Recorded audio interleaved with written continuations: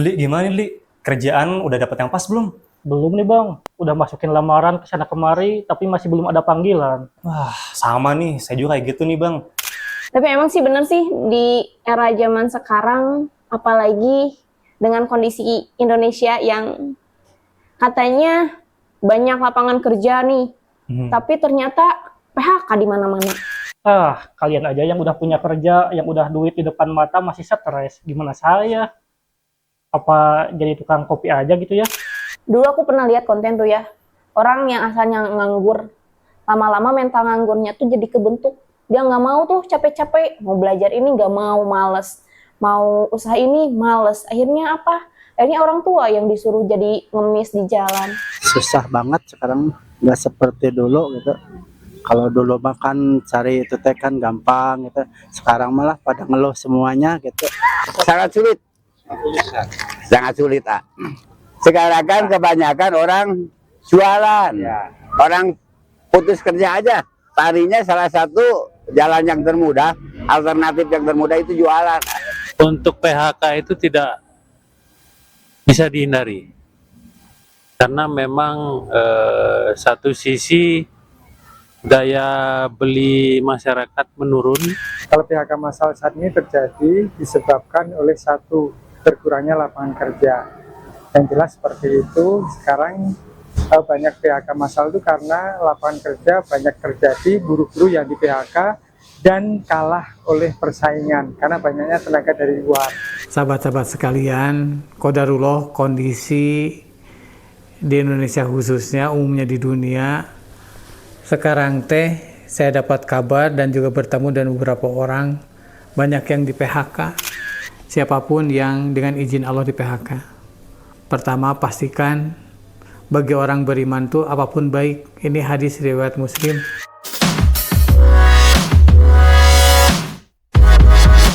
Udah lagi mulai dakwah lewat kolbu. Li, gimana nih, Li? Kerjaan udah dapet yang pas belum?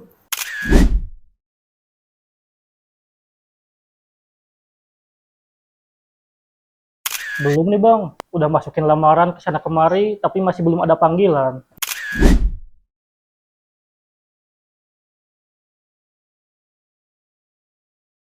Wah, sama nih, saya juga kayak gitu nih, Bang. Kalau misalnya dilihat sih, sekarang memang susah sih cari kerja ya. Bahkan saya aja yang freelance, dapat upahnya sih masih kecil gitu. Mau cari freelance yang lain, tempat kerja yang lain, sama. Susah juga. Iya, mana harga-harga udah pada mahal lagi sekarang. Nah, betul juga tuh. Kebutuhan-kebutuhan sekarang juga udah pada mahal ya. Apalagi kalau misalnya kita lihat nih, sekarang kan gelombang PHK juga sudah mulai besar gitu ya. Gelombang PHK massal. Bahkan di bulan Februari aja udah mencapai angkanya tuh cukup tinggi juga gitu. Apalagi kalau misalnya sekarang dilihat juga lapangan kerjaan malah semakin sempit. Pasti persaingan juga semakin kuat nih Bang Fadli. Iya, mana harga-harga udah pada mahal lagi sekarang. Udah apa Fadli dari tadi? Iya, iya teh. Wah, kalian senyum-senyum aja ya. Senang aja nih. Waduh. Senyum-senyum dari mana? Orang nih di kafe aja aku harus bawa-bawa kerjaan. Saya Masih untung tuh punya kerjaan. Lah, kita nyari kerja aja susah. bentar.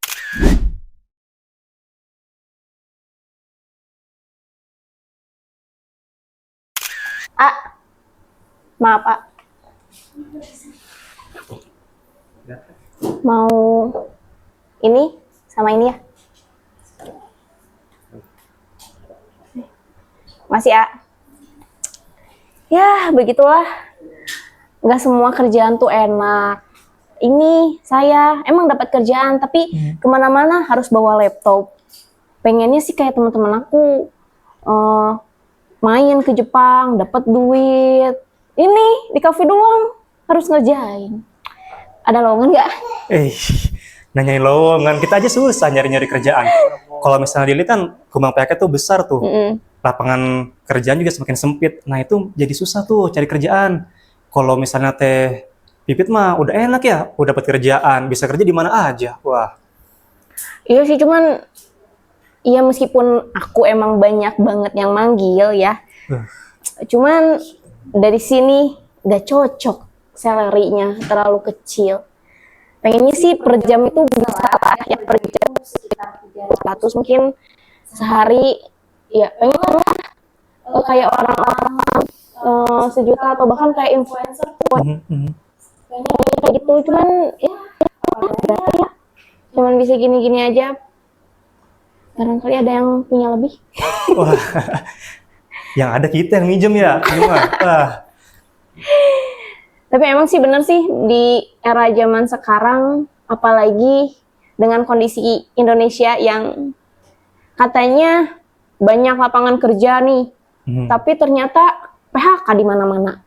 Kemarin juga saya baru baca di beberapa media yang kena PHK massal. Dan sekarang juga banyak anak-anak muda yang emang hopeless sama mau jadi apa nanti ke depannya. Nah, betul juga tuh. Oh iya. Maaf. Oke, makasih.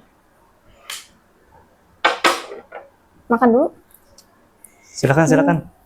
Nah, gitu nih Dili. Kalau misalnya kita lihat nih, kan Teh Pipit nih udah bisa bilang sukses ya, dapat kerjaan, terus juga udah enak lah, bisa kerja jadi di mana aja gitu ya.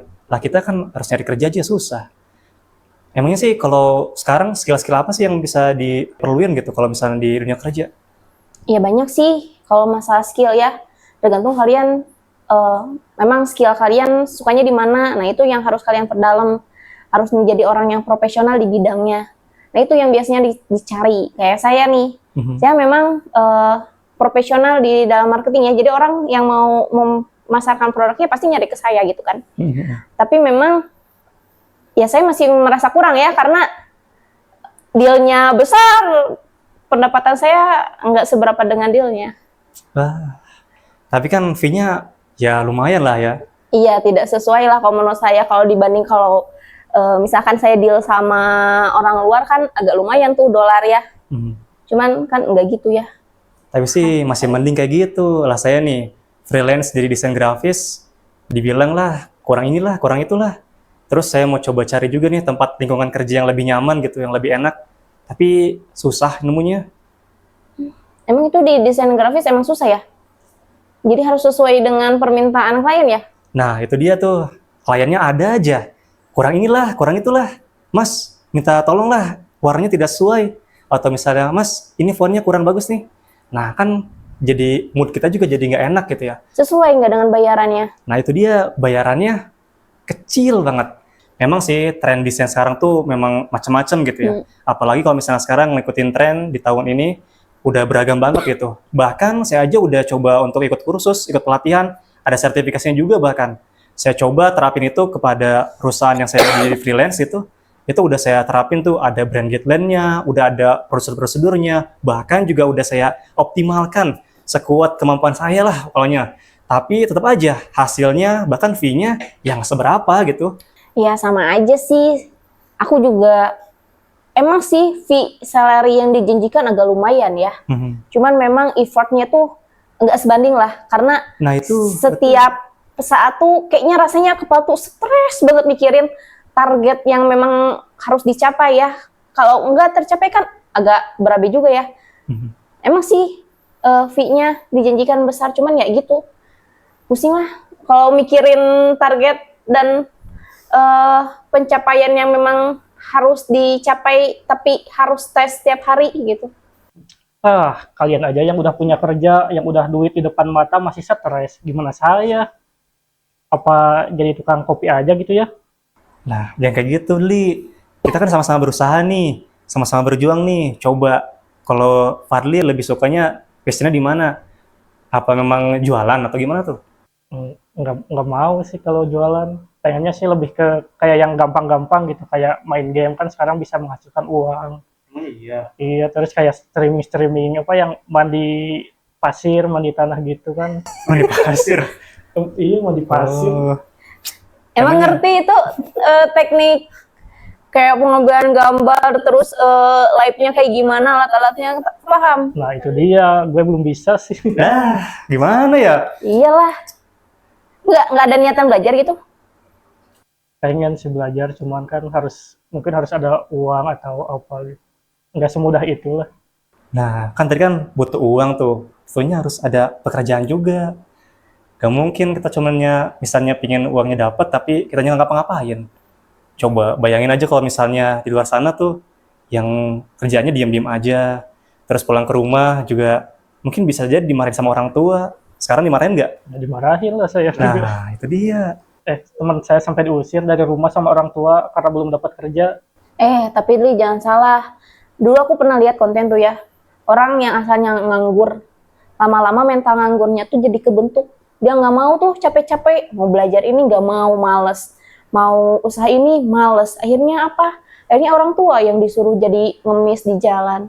Nah, kamu kalau misalkan memang tadi kan males belajar, bingung ngulik. Kalau kamu terus-terusan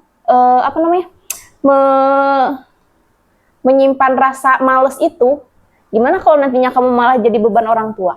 Emang kamu nggak kasihan sama orang tua? Atau misalkan ya nauzubillah mizalik ya, kamu malah ngejadiin orang tua ngemis nanti. Kamu berpangku sama orang tua terus. Emang kamu mau, Li? Kalian mah cuma bisa ngomong doang. Belum tahu aja rasanya jadi pengangguran. Weh, jangan salah. Ini dulu pengangguran 3 tahun. Tapi apa? Ada tuh pelatihan pemerintah. Dulu ada pelatihan jadi marketing, jadi editor, jadi apa tuh, barista. Asal kamu mau ngulik, nyari tahu, itu udah. Gak usah bayar, itu gratis banget. Nah, Kayaknya si wajib militer ini. wah bener tuh. Ada tuh program pemerintah tuh wajib militer. Mau coba? Kalian mah nggak nyambung, malah disuruh wajib militer. Kasih solusi dong yang benar. Nah, udah dah gini-gini. Kalau misalnya dilihat nih, Kang Fardi sekarang lingkungannya seperti apa sih? Ikut komunitas nggak? Enggak sih. Nah, terus gimana tuh kalau misalnya mau maju nih, mau coba hal baru tapi Kang Fardinya juga nggak mau keluar gitu? Jadi gimana solusinya? Nih, denger ya, aku ada kisah. Jadi, dulu aku pernah baca-baca tuh satu artikel. Di artikel itu bilang, jadi ada satu keluarga, orang tuanya itu penarik beca. Terus, pokoknya si anak ini tuh hopeless aja dengan pendidikan. Karena, anak tukang beca, pendapatannya cuma memang buat makan aja. Tapi karena dia berjuang, dia dapat beasiswa mulai dari SD, SMP, SMA, dia bahkan bisa kuliah. Dan sekarang dia jadi public speaker di mana-mana. Terus dia sekarang udah ngediriin satu perusahaan yang dimana dia merekrut orang-orang yang memang dia mau berjuang dari kalangan menengah ke bawah, tapi dia mau bergerak dan mau merubah hidup. Dia rekrut orang-orang seperti itu. Nah, jadi yang membuat orang itu sukses itu adalah mereka yang mau bergerak. Nah, betul tuh kata Tevit. Kalau misalnya dilihat nih, kita ini kan perintis ya, bukan pewaris ya. Kalau misalnya kita lihat, ada tuh orang-orang kaya tuh punya perusahaan, kemudian juga anak-anaknya tuh, kalau dalam tanda kutip mah dimanja gitu ya. Fasilitas sudah ada, kemudian juga pingin ini, pingin itu, gampang banget gitu. Nah, bahkan ketika disuruh kerja, misalnya di perusahaannya gitu, malah bermalas-malasan. Nah, itu dia tuh, malah yang jadi sekarang terpuruk, orangnya malah jadi malas-malasan gitu, karena memang sudah ada fasilitasnya. Beda nih kalau misalnya sama kita kan sama-sama berjuang gitu ya. Kalau misalnya kita ada kemauan, tentunya juga pasti bisa gitu. Akan lebih sukses juga. Jadi, Ri, jangan sampai malas tuh mendarah daging, Ri. Tapi gue juga kadang hari ini udah ada niat nih pengen berubah. Nah besoknya tiba-tiba gitu lagi, malas lagi, malas lagi. Nah, berarti lingkungannya harus dirubah juga. Nah. Kalau misalnya lingkungannya tetap aja sama orang-orang yang malas juga, ya ke bawah-bawah lah. Ntar dulu deh, itu kan pendapat kalian. Gue belum sepenuhnya percaya nih. Coba kita tanya netizen, gimana fenomena susah kerja zaman sekarang.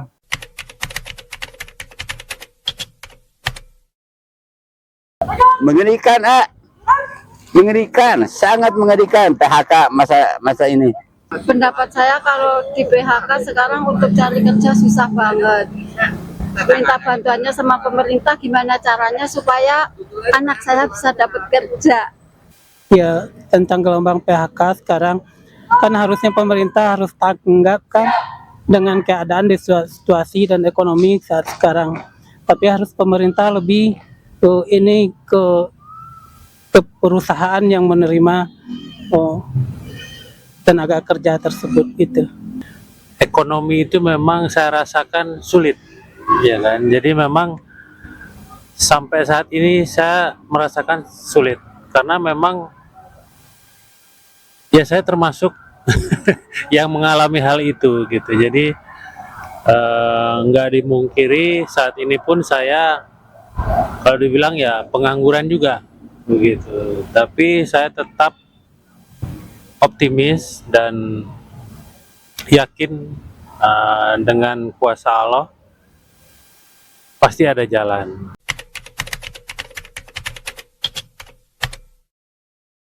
Susah banget sekarang, nggak seperti dulu gitu. Kalau dulu makan cari itu teh kan gampang gitu, sekarang malah pada ngeluh semuanya gitu. Susah banget, termasuk saya juga. Saya kan buka usaha di alun-alun Cimahi ya. Tadinya sih enak, tapi setelah jadi beginilah, yang jualan banyak, tapi pengunjungnya jadi kurang. Nah begitu itulah. Susah sekarang, susah, banyak yang nganggur. Iya, masalah ekonomi kan kemampuan masyarakat semakin ini, apalagi sekarang teh daya beli masyarakat makin berkurang gitu. Sangat sulit, sangat sulit. Sekarang kan kebanyakan orang jualan, orang putus kerja aja, tadinya salah satu jalan yang termudah, alternatif yang termudah itu jualan. Jadi makin banyak yang jualan. Yang jualan itu kalau merasa sepi sekarang nggak aneh, karena banyak pedagang daripada yang beli. Hampir setiap orang yang PHK, yang keluar kerja, larinya yang termudah jualan, karena usia udah gitu.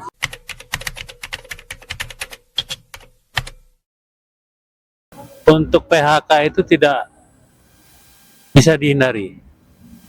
Karena memang satu sisi daya beli masyarakat menurun, ya kan, dan otomatis ya produksi menurun, artinya permintaan atau demand pasar itu akan menurun, gitu. Dan juga biaya operasional ataupun overhead itu makin lama makin tinggi. Kalau PHK massal saat ini terjadi disebabkan oleh satu, berkurangnya lapangan kerja. Yang jelas seperti itu. Sekarang banyak PHK massal itu karena lapangan kerja banyak terjadi, buruh-buruh yang di PHK dan kalah oleh persaingan karena banyaknya tenaga dari luar. Justru dari negara asing kita masuk ke sini, ada banyak tenaga-tenaga yang menggusur tenaga-tenaga pribumi. Itu yang jelas kita lihat di kota-kota besar seperti itu. Kemudian yang kedua bagi saya, PHK massal ini terjadi karena memang ada kesempatan dari kebijakan pemerintah juga yang tidak berpihak pada masyarakat atau pada pribumi. Ini yang menjadi masalah, sehingga dengan mudahnya misalnya ada undang-undang Omnibus Law itu memperkeruh suasana bekerja. Kalau saya dengar atau saya lihat, bahkan tidak mempunyai efek yang membela kepada buruh. Justru itu menguntungkan pihak pengusaha atau pihak orang-orang kaya. Saya pikir itu yang menjadi dua masalah utama. Satu, di samping kesempatan kerja kita yang kurang, yang kedua posisi dari tenaga ahli kita yang kurang cukup memadai dengan kesempatan yang tidak diberikan secara penuh oleh pemerintah. Yang ketiga, banyaknya tenaga asing yang datang ke Indonesia tidak terbendung. Yang keempat, yang kelima maaf, adanya undang-undang pemerintah seperti Omnibus Law yang justru memperkeruh suasana dengan membela para kaum istilahnya konglomerat atau pengusaha, sedangkan pribumi terpinggirkan.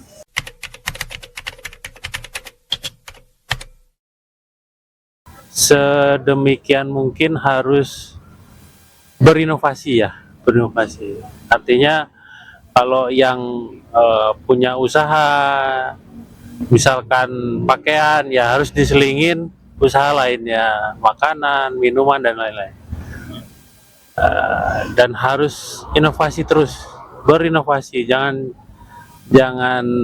lelah gitu kan. Dan saya pun masih sampai detik ini mencari mencari apa sih yang bisa saya lakukan, hasilkan, seperti itu. Jadi kita itu harus punya keahlian lah. Zaman sekarang kalau nggak punya keahlian ada repot. Nah, pokoknya gini ya contohnya. Kita jualan, ikutin orang lain yang udah ada. ya kita susah juga untuk untuk ya dapat keuntungan untuk majunya gitu lah. Tapi kalau alhamdulillah kan Bapak lepas kerja dulu ya, lepas kerja terus dia berpikir usaha apa yang mudah seusia Bapak, yang tidak repot belanja itu ya. Ya udah Bapak ciptakan ini. Pertama Bapak juga nggak begini, sama aja aroma manis biasa, kurang laku karena di mana-mana banyak aroma manis. Bapak berpikir terus berinovasi, akhirnya menciptakan rasa. Walaupun sulit pekerjaannya ini gulanya sulit ini kalau di mesin-mesin biasa nggak bakal jadi karena ini gulanya basah. Ini jadi bahan permen lah, kalau udah keras jadi permen. Nah Bapak ciptakan ya alhamdulillah, Bapak nggak usah keluyuran. Ini yang dari Cisarua, dari Purwakarta bahkan sengaja nyari aroma manis ini. Nah jadi sekarang itu kehidupan sekarang itu kita harus punya keahlian yang yang beda dengan yang lain lah. Yang jelas kemampuan IT, kemudian dinamika sosial kita harus menjadi orang yang fleksibel, bisa istilahnya bisa menyesuaikan diri dengan lingkungan sehingga tidak terlindas oleh zaman. Karena ini kita bisa begini, karena masalah ini kita bisa berkelit seperti ini. Misalnya di satu hal kita kalah, terlindas atau tidak berhasil, bisa melakukan usaha yang lain di bidang lain atau di dalam pekerjaan lain. Seperti itulah bisa-bisanya kita harus melakukan menyesuaikan dirilah dengan keadaan, beradaptasi dengan lingkungan. Karena mau nggak mau lingkungan sekarang serba IT, serba modern, ya seperti itulah yang terjadi.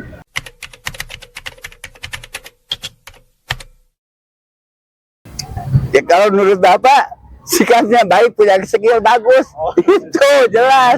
Sebab itu tidak ada pilihan. Orang ini baik, tidak punya skill, ya susah juga untuk hidup.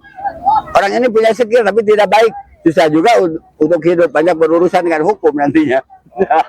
Dan ini benci tetangga juga tuh.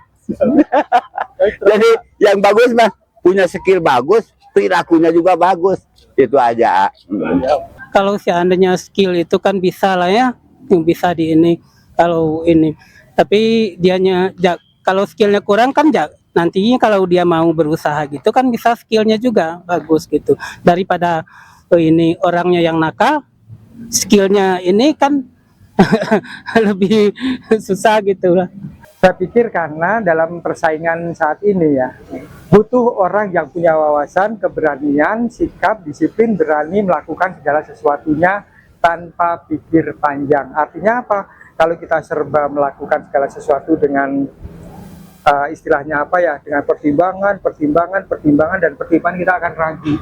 Sehingga orang yang pinter, orang yang baik, kalau dia pilih-pilih, nanti tidak akan sukses dalam melakukan sesuatu. Karena apa? Oh ini nggak baik, ini nggak bagus, ini nggak pas, ini nggak sesuai.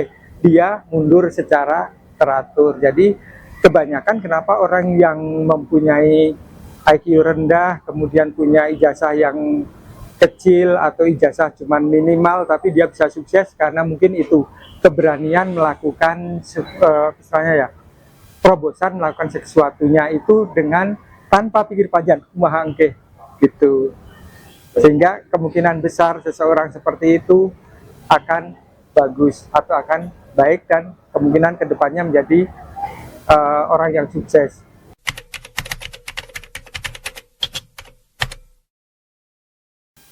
Saya pikir iya, ini karena sekarang banyak pekerjaan-pekerjaan, misalnya pekerjaan-pekerjaan yang tradisional sifatnya, itu banyak tergeser oleh banyaknya tenaga-tenaga ahli atau istilahnya ya misalnya kayak robot yang ada, atau misalnya pekerja-pekerja, misal dengan masuknya smartphone, kita bisa lihat ATM masuk, tapi kemudian yang terjadi banyak ATM tutup, kemudian telepon, radio, TV, kemudian juga pekerjaan seperti koran atau majalah dan sebagainya hilang. Ini mau tidak mau memang mengikuti perkembangan, itu harus kita. Karena mau nggak mau seperti itu, kalau enggak kita akan terlindas oleh zaman, akan terlindas oleh situasi kondisi. Seperti itulah, kita pandai-pandailah menyesuaikan dalam abad ini yang eranya serba IT. Oke, kita bisa lihat sekarang radio-radio atau TV aja sudah banyak yang hilang, terkena live streaming kayak YouTube dan sebagainya, seperti itu. Ya memang, jadi kesempatan untuk bekerja di bidang lain itu sangat terbuka. Artinya tren saat ini itu bergeser ya, bergeser mungkin dari saat ini tuh yang lagi tren itu ya tadi dibilang mengenai dunia digital ya, artinya website, internet dan segala macam. Artinya orang sekarang mencari duit mungkin ya, kalau artis mungkin bisa bikin konten bisa ngobrol ngalur ngidul ya. Kalau saya siapa yang mau kenal gitu kan. Nah kemudian dari dunia digital pun kita bisa jualan melalui online seperti itu ya. Memang sekarang ini trennya bergeser ya, bergeser, tapi nggak menutup kemungkinan ini mungkin usianya itu 20 sampai umur 40 kemungkinan ya, karena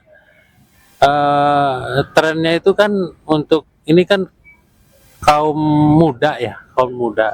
Nah kalau 40 ke atas saya yakin agak susah gitu kan, agak ya beradaptasi untuk di dunia digitalnya agak susah gitu.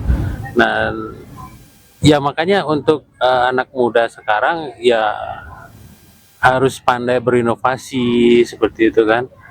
Nah kalau saya mungkin udah hampir 50 gitu ya, udah mau 50, mau di dunia digital bingung juga gitu. nggak bisa, tapi memang ya semua pasti ada jalannya.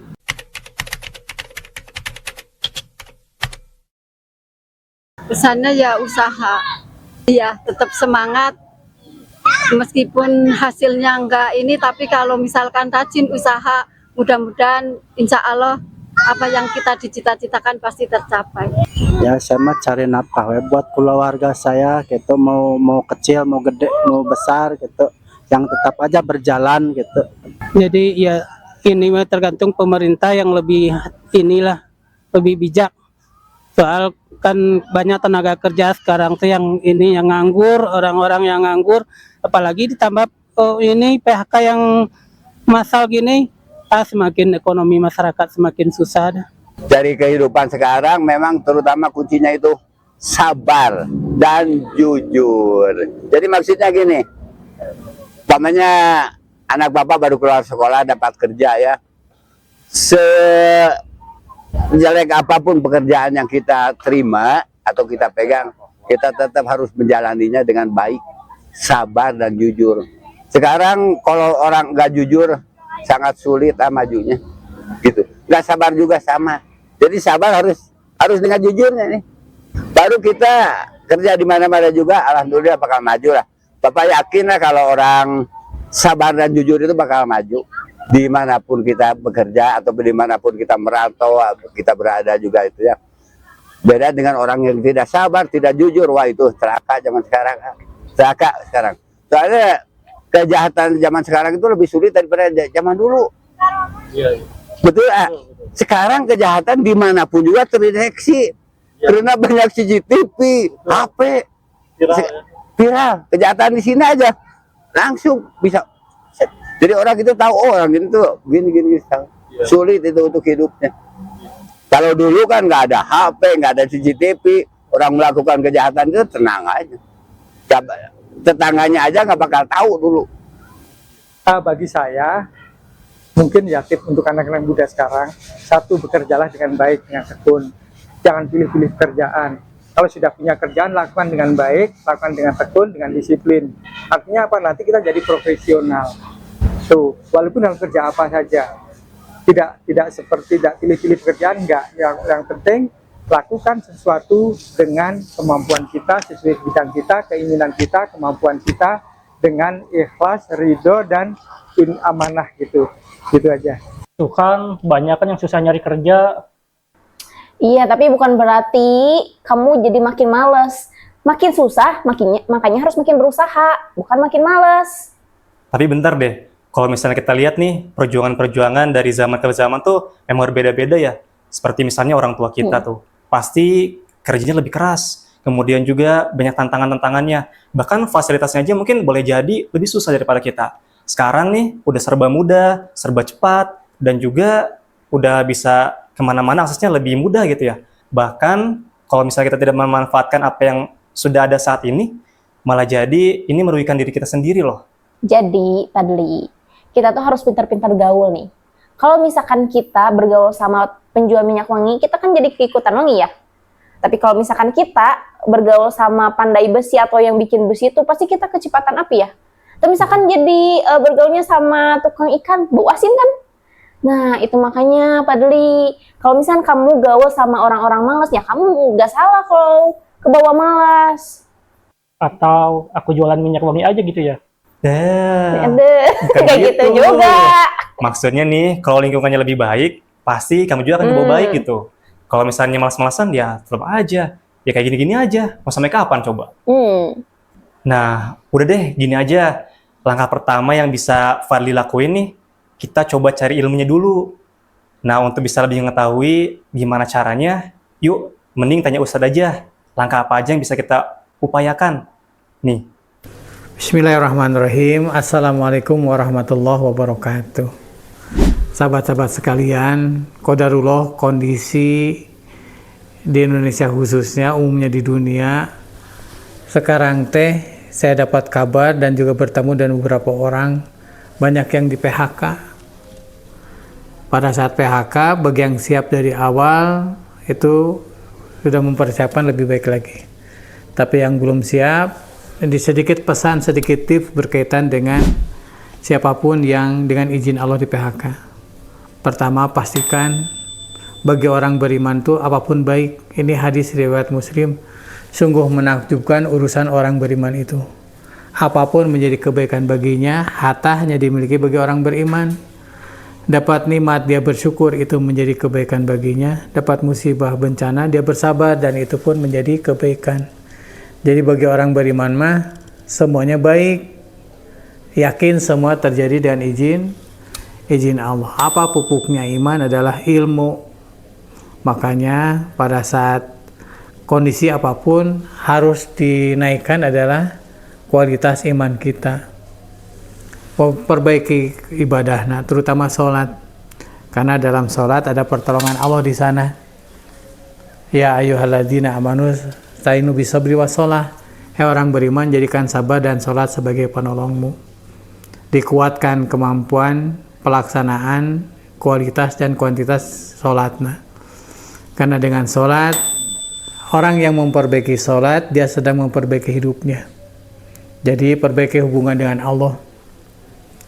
Awal adan disiapkan lebih awal. Sholatnya, wudunya, tempatnya, termasuk pemahamannya, kualitas sholat. Karena di dalam sholat ada kalimat iyyaka na'budu wa iyyaka nasta'in. Berikutnya adalah ihdinas siratal mustaqim. Nah gitu teman-teman, yakin bahwa Allah yang membolak-balikan hati, Allah yang membagikan rezeki. Yang kedua dengan syukur, karena lautan nikmat yang Allah berikan kepada kita. Bagaimana caranya supaya bersyukur adalah dengan pembanding. Kalau membandingkan dengan yang tanda petik yang di bawah kita, maka kita akan banyak syukurnya. Pembanding. Jadi janji Allah, barang siapa yang bersyukur maka Allah akan tambah nikmat. Dan orang yang bersyukur adalah orang yang mengerti bagaimana cara menikmati hidup. Jadi walaupun kondisinya dalam tanda petik dalam keadaan terpuruk, tapi tetap karunia Allah berlimpah pada kita. Dan yang ketiga, dikuatkan kesabarannya. Allah berjanji, innallaha ma'as-sabirin, sesungguhnya Allah berserta dengan orang-orang yang sabar. Orang beriman pasti diuji terus. Kalau sudah bersabar, sabar tetap dalam posisi akhlaknya yang diridhoi oleh Allah. Tidak ada keluh kesah, marah, dendam, malas. Itu ciri-ciri yang tidak sabar. Jadi tetap yakin, tetap optimis dalam hidup, perbaiki iman, Dan pupuknya iman adalah ilmu, gali ilmu terus, sholatnya disempurnakan. Kemudian yang kedua pakai syukur, yang ketiga pakai sabar. Dan jangan lupa untuk bersedekah, karena sedekah penolak bala dan pengundang rezeki. Adirakan sedekah saya kekurangan. Itu ciri-ciri orang bertakwa, baik dalam keadaan sempit maupun dalam keadaan lapang, tetap bersedekah. Dengan keyakinan Allah akan nolong kita semua. Hatur nuhun, tetap berpegang teguh pada agama, karena Allah yang membagikan segala kebahagiaan bagi kita semua. Alhamdulillah, hatur nuhun. Assalamualaikum warahmatullahi wabarakatuh. Wah, alhamdulillah nih bekal dari Ustadz. Dari Ustadz juga jadi aku introspeksi diri ya. Ternyata emang sih di mana-mana nggak enak ya kerja, tapi alhamdulillah aku masih bisa kerja, aku masih bisa kerja di mana aja, bahkan bisa makan, bisa sharing sama kalian di tengah kerjaan. Makasih ya Teh Pipit, Bang Dapa. Doakan aku semoga bisa menjadi pribadi yang lebih baik. Amin. Amin, amin. Ayo, Fadli, kita semangat untuk mencari kerja. Ayo, semangat, Gak ada yang semangat. ngomong sing. Gak ada yang gak mungkin. Kita minum dulu guys. Dari tadi ngobrol terus sampai lupa ini.